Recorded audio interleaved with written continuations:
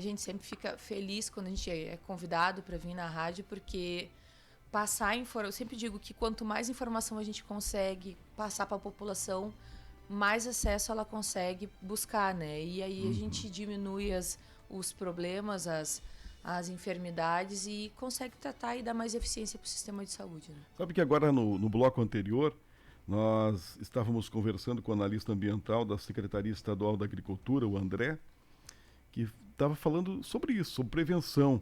Claro que ele, na Secretaria da Saúde, falando do controle da raiva herbívora, que embora atinja mais os rebanhos, pode também ser transmitida aos humanos, né? Sim, sim. Então, e gravíssimo, né? Gravíssimo, como ele colocava ali. Não, e a contaminação, ela é de maneira de muito risco, né? Sim. Porque daqui a pouco tu vai socorrer o animal, o contato com a baba dele pode já acabar transmitindo. É uma coisa bem complicada, bem complexa e que, graças a Deus, né, para nós aqui, como contaminação dos seres humanos, aqui a gente não tem casos, né? A gente não teve até então, desde que eu entrei na secretaria, né? Então, mas é uma coisa muito séria e que tem que ser bem observada até dentro da própria cidade a gente vê muito, né?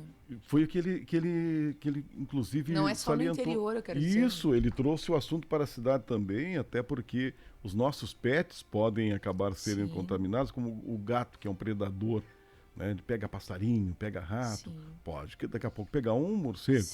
Ou daqui a pouco uma criança que gosta de mexer nos bichinhos, daqui a pouco pega ali um morcego que pode estar contaminado, não que todos estejam. Sim. São eventualidades, né? Mas que podem acontecer e que são uma coisa bem grave. Tem que ser bem organizado mesmo para que a gente evite tudo isso. Os casos de raiva humana são...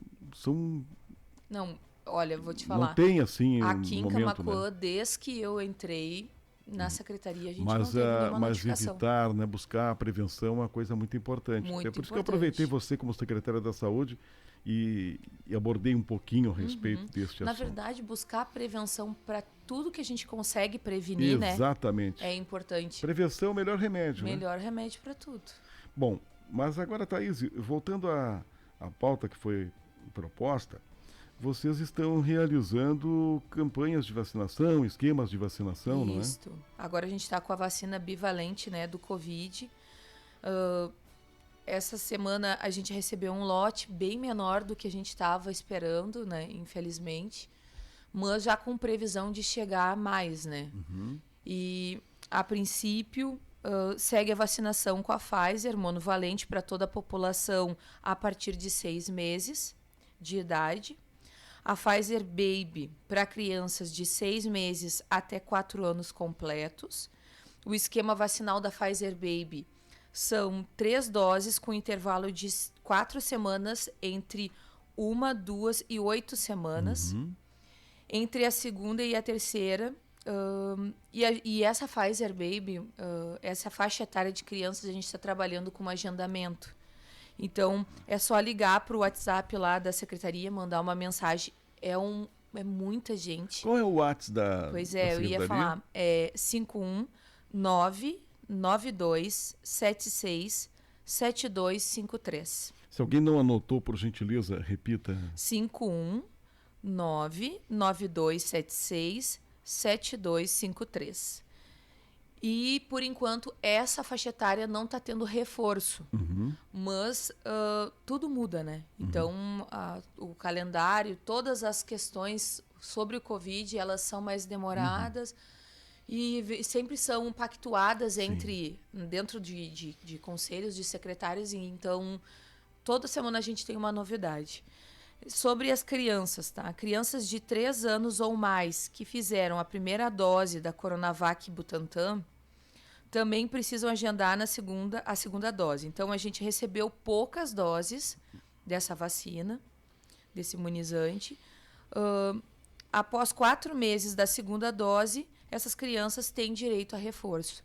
Então, é como eu falei, quem conseguir procurar antes, porque está vindo pouca dessas doses, né? E senão vai ter que aguardar para poder fazer até que o Estado encaminhe todas as vacinas para nós. Fora isso... Tem uma previsão de normalizar essa entrega das vacinas? Pois é, que assim, ó, a questão da Pfizer ali, da Pfizer Baby e dessa outra, faz pouco que eles liberaram, né? Então eles estão se organizando nos municípios. Mas, na verdade, a gente não esperava um lote tão pequeno. Se eu não me engano, veio 60 doses. Puxa vida. É. Então foi muito pouco. E qual a população estimada nessa faixa etária? Bah, olha, o total de crianças que eu posso te dizer está estimado em torno de 6, 7 mil crianças. 6, 7 mil. Mas aqui a gente já tem Portanto, uma... um percentual muito baixo de vacinas que chegam para essa sim, população. mas dessa população que tem 6, 7 mil, eles já têm, uma maioria delas já tem a primeira dose. Então, já fez, quando veio as outras, as primeiras vacinas, já fez uma dose. Então, a pior faixa etária que menos procura é a de 3 anos para cima. Então, a gente tem um bom acesso com a Pfizer Baby, de 6 meses até 4 anos. E hoje, o que menos a gente está tendo procura é essa outra, dos 3 para cima. Então, todo um esquema que a gente monta para que a gente consiga contemplar todo mundo, né? Aproveitando essa pauta, a questão do Covid, como é que está hoje em Camaquã? Não, olha, eu vou te dizer assim, olha, por mais que a gente tenha ainda faltantes de vacina, que não fizeram dose de reforço, que não completaram o ciclo de vacina, a gente pode dizer que a vacina foi muito eficiente. Porque os nossos índices de mortalidade, de hospitalização, caíram expressivamente.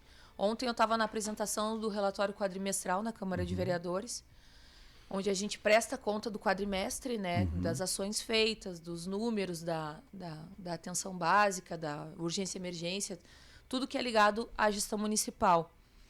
E quando eu fui fazer o levantamento da questão do Covid, no último quadrimestre nós tivemos um óbito. Um único óbito. Então, se a gente for levar numa proporção do que foi o ano inteiro, caiu bastante. Isso eu digo no último quadrimestre do ano passado.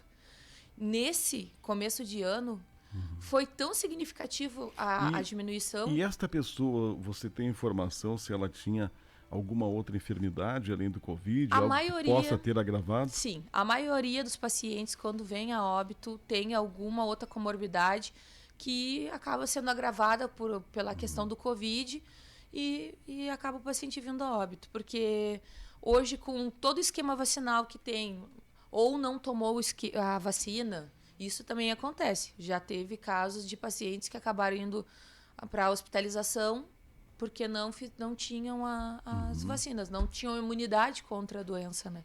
Porque isso não significa que tu não vai pegar, Sim. mas a gravidade que vai fazer a diferença nesses porque casos. no início, antes da vacina, era um terror. Quantas pessoas, né, acabaram tendo a vida abreviada, pessoas jovens, de todas as idades. Todas as idades.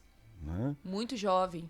A gente pensando, naquela época a gente redobrou o cuidado com os idosos, a gente pedia para permanecer em casa. E aí a gente sabe da questão da rebeldia da juventude, né? Que acabava indo para a rua, saindo, aglomerando. E a gente viu vários casos, né? De pessoas jovens que ficaram internadas, que ficaram na UTI, uns se salvaram, outros não. Infelizmente, né? Faz parte. Mas, como tu falou, de todas as faixas etárias a gente teve, né? Até crianças pequenininhas, bebezinhos, onde os pais redobram o cuidado dentro de casa, mesmo assim acabaram sendo contaminadas, porque era uma pandemia, não tinha... A gente, por mais que a gente controlasse, era complicado mesmo. Pois é. E esta questão da Covid, muitas pessoas que eram contaminadas, né? E elas acabavam ficando com um grau assim de desânimo. Sim, com sequelas. Não, digo assim, até para procurar o socorro. Sim. Que às vezes agravava, né? Sim. Sabe que essa questão era uma questão que a gente conversava muito. De qual era o momento que a gente tinha que procurar o socorro. E isso foi... Como ninguém conhecia direito essa doença e a gente... ficava naquela situação, todos os dias a gente tinha uma normativa diferente que era emitida tanto pelo Conselho de medicina, outra pelo Ministério da Saúde. Então, a gente sempre avaliava o que era mais razoável, né? Porque era muita informação. Então, a gente acabava sempre, olha, isso aqui é mais razoável com a situação que a gente se encontra hoje. Porque, de fato, ninguém sabia como manusear aquela situação. A gente tentou fazer o melhor dentro das possibilidades. Teve algumas situações, por exemplo, como nas eleições, que parece que o pessoal afrouxou um pouco isso aí. E ali aumentou os casos, né? Até tem um ouvinte aqui, que é Miguel Jorge, não, aliás, Miguel Costa, que aí ele leva para um viés ideológico, assim, mas ele coloca como fraudemia. Acho que fraude não dá para encaixar, porque as pessoas morreram mesmo. Morreram. Mas ele faz uma crítica pertinente. Ele diz o seguinte, que ela não gosta nem de carnaval, nem de eleições. Realmente, a gente viu que houve um desleixo em alguns períodos, né? É que assim, olha, sabe o que eu percebi com toda essa experiência que a gente adquiriu? Que por mais que tu passe a informação, isso vai depender muito da população em fazer a adesão daquilo ali e de entender o que é certo e o que é errado, porque tu precisa entender também o que é certo e errado. Então, e não foi só nesses momentos, a gente teve aglomerações no Natal, Ano Novo, aniversários, quantos aniversários, que esses momentos aí, o que ocorreu? A gente viu as eleições, que aí o pessoal saía nas casas, carro lotado, isso houve. Sim, sim. Né? O Natal, muitas pessoas ficaram restritas a poder ir visitar os familiares, porque não podia ter aglomeração, mas naquele período eleitoral realmente o pessoal abusou. Sim, sim. Não, e é como eu te falei, eu tive situações ali quando a gente tinha a vigilância fazendo todo a vistoria, né? A gente teve várias festas clandestinas. Também, não, a gente recorda disso que ocorriam. Então, assim, né? por mais que que a gente diga assim, realmente aqui esse fato foi errado, ou aquele outro fato foi errado. Mas eu vou te dizer, é como eu te disse, depende muito mais da adesão da população do que de qualquer outra coisa, né? Então a gente precisa do entendimento das pessoas, que elas entendam, né, a gravidade das coisas. E agora um exemplo que teve também foi essa questão em 2022, no início de 2022, onde já parecia que tudo estava estabilizado a pandemia. Nós tivemos uma subida aí gigantesca de casos devido à aglomeração, a carnaval, e ainda a gente tinha restrições. Pois é. Então, tudo vai depender de como que a população também vai enxergar isso, né? Eu me lembro que ainda era o secretário Renato na época, e a gente estava naquela situação em dezembro, ficou assim meio apaziguado, a gente, olha só, novembro. Porque sempre assim, de novembro adiante, parecia que dava uma apaziguada. Aí ficou aquele apaziguado, tipo, esse ano acho que vai ser tranquilo. Meu Deus, virou o ano, não tinha quantidade, não tinha médico suficiente para atender a população que chegava nas unidades. E era um em cima do outro. Não eram casos graves, mas eram casos de Covid que precisavam ser atendidos. E aí a gente remanejando o profissional e falta de profissional, porque muito profissional se contaminava, a gente tinha que dar licença para os profissionais se recuperarem. Estavam na linha de frente, né? O tempo inteiro, né? Então era bem, bem complexo. Isso tudo vai muito da questão, como eu te falei, da população, da adesão da população e do entendimento sobre as doenças, né? Sobre todas, na verdade, né? Não só o Covid. Certamente. O Covid, quando ele surgiu, como você falou anteriormente, não sabia nem como é que lidava com ele, né? Sim, bem complexo, bem... Na verdade, quando surgiu o Covid, todo mundo parou, assim, a gente viu aqueles primeiros casos, né, na Ásia lá e disse, não vai chegar aqui. E foi muito rápido. Foi muito rápido. Camaquã ainda, eu vou te dizer que eu achei que demorou. Porque a gente tinha uma suspeita de um caso, eu me lembro o primeiro caso, a primeira suspeita foi dia 19 de março. E eu não esqueci da data, porque eu já estava como secretária adjunta. E eu me lembro que no dia, quando apareceu a primeira suspeita, eu digo, bom, agora é ladeira abaixo. Aí teve o primeiro caso, aí eu parei e pensei, não, chamei toda a equipe, vamos ver quais são os protocolos do estado, vamos estudar tudo certinho. Deu negativo. Era uma suspeita. E foi aparecer, assim, eu acho que uns 2 meses depois foi se confirmar o primeiro caso. Parecia que a gente estava meio que numa bolha aqui. Mas, né, foi uma infelicidade que aconteceu e que agora a gente tem que superar, né? com a vacina, com tudo que a ciência nos traz hoje de melhor, e tentar recuperar essas pessoas que ficaram com sequelas, né? Porque foram bastante, né? Tá se apresentando ainda muitas sequelas, umas que a gente nem sabe se de fato é da Covid, se é do tempo de isolamento. Então, tipo, mesmo a questão da oncologia, hoje a gente tá, assim, desolado pela quantidade de paciente oncológico que nos aparece para a gente poder encaminhar para Porto Alegre, para fazer o tratamento, né? A gente está com os nossos veículos fazendo o transporte assim na capacidade máxima. E todo dia tem mais paciente.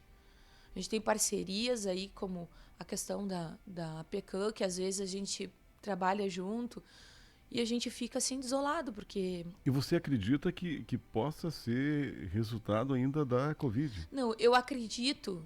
Porque essa parte técnica eu não tenho para te dizer.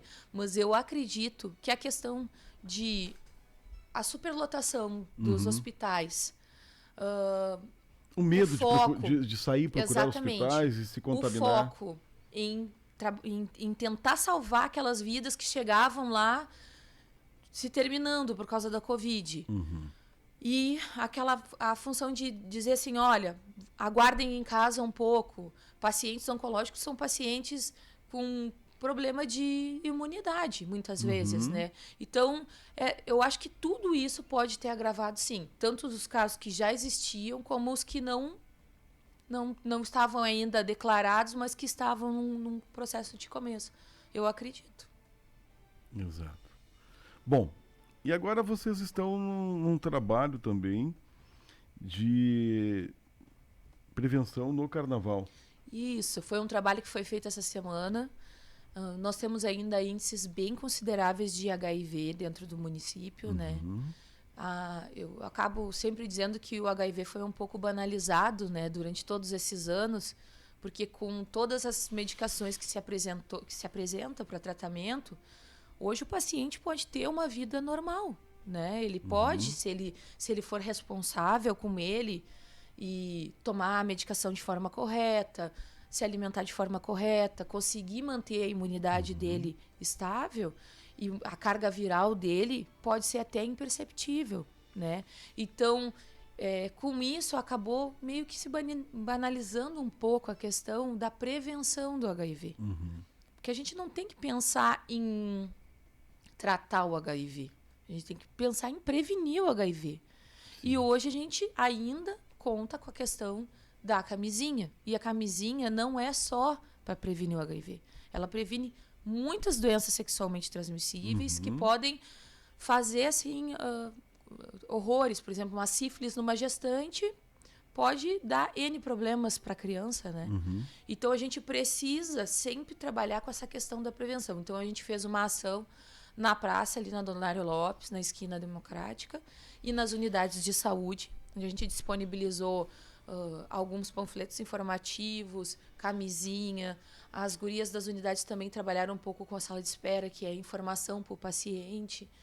Então, a gente faz dentro das possibilidades, como eu digo. É muito mais a adesão da população do que propriamente nós, porque a gente dá o subsídio, mas a população precisa entender a gravidade do problema e se prevenir, né? Pois é, e a questão do carnaval é uma festa legal, o pessoal se diverte, mas existem muitos excessos. Excessos, exatamente. E esses excessos aí levam também as pessoas a esquecerem de se prevenir, né?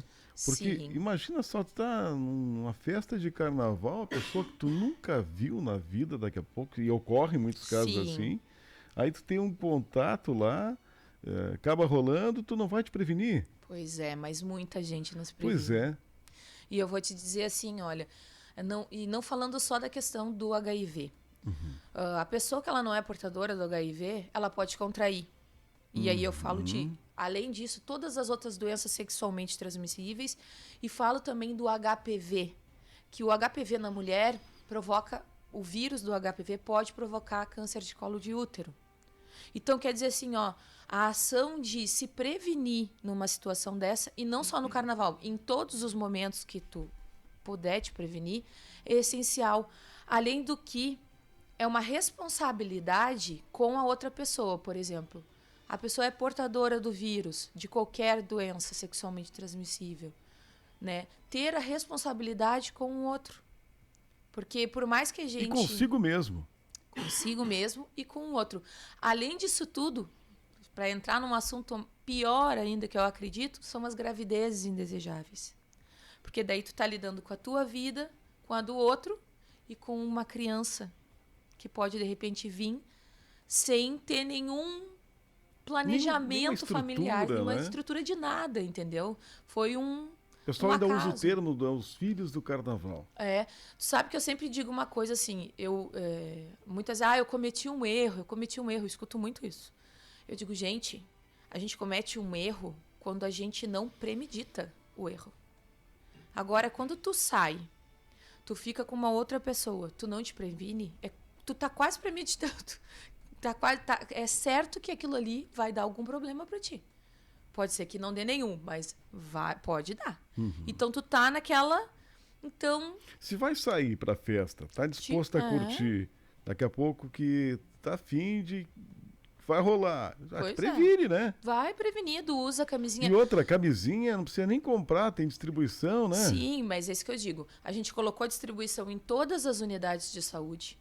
A gente colocou distribuição na UPA, então na Epidêmio. Então, durante a semana, ficou aberto e disponível para quem quisesse pegar. Porque para nós é importante. É um problema de saúde pública que ainda não tem solução. Como eu digo, a gente tem um tratamento, é uma doença crônica. E, no caso do HIV, é uma doença crônica que não tem tratamento e que, com o tempo, só vai prejudicar a pessoa no momento que ela viveu, que ela podia viver quanto tempo mais, né? Feliz e sem se preocupar com isso daí. Bem, Thaís, muitíssimo obrigado por atender o nosso convite, estar aqui. Lamentavelmente, nosso tempo está exaurindo, mas certamente você... assim que possível, retornará aqui para a gente falar de outros temas da Secretaria da Saúde que são imprescindíveis para nossos ouvintes. Eu agradeço o convite, né? Eu quero deixar aqui o meu agradecimento às estratégias de saúde da família, às equipes que fizeram esse trabalho da Epidêmio, fizeram esse trabalho essa semana direto com esse pré-carnaval que teve. Deixar aqui também o meu abraço a todos os ouvintes, dizer que a Secretaria da Saúde está sempre aberta. Muitas vezes a gente faz o que pode com as possibilidades que a gente tem. Eu sempre digo que o recurso do SUS é finito, mas a gente trabalha sempre dentro do que a gente consegue e que a gente está à disposição de toda a população. E é uma meta da gestão municipal sempre atender melhor, sempre, todas as pessoas. Tudo bem. Conversamos com a Thaís Rosler dos Santos, secretária municipal da Saúde. Breve intervalo e já voltamos. Acústica e a hora certa. 11h34. Atenção, preste muita atenção. É somente segunda, o dia das super ofertas do Kroloff. Preços jamais vistos. Farofa Yoki 5,99. Linguiça mais frango 700 gramas 7,99. Pão de alho Aurora 6,97. Guaraná Charrua 2 litros 3,98. Costela em tiras ou janelas Zimmer